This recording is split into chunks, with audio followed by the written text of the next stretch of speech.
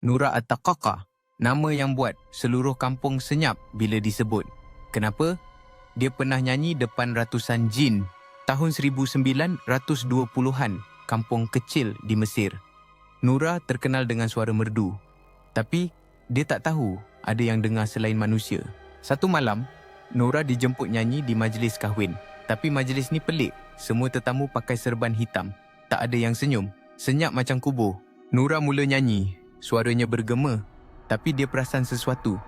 Mata semua tetamu tu tak berkelip langsung. Pandang tajam. Macam bukan manusia. Nura cuba berhenti. Tapi mulut dia terus nyanyi sendiri. Macam ada yang kawal.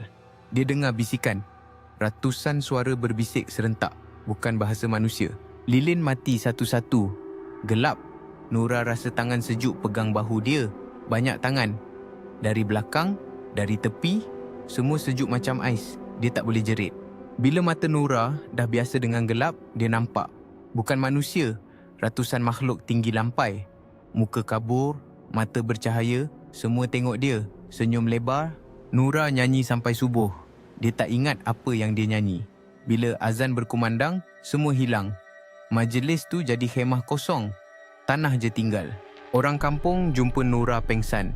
Rambut dia putih sebelah. Suara dia hilang terus. Doktor kata trauma. Tapi Nura tahu dia nyanyi untuk jin ratusan. Sampai mati, Nura tak boleh dengar muzik. Bila ada lagu, dia dengar bisikan balik. Ratusan suara. Minta dia nyanyi lagi selamanya.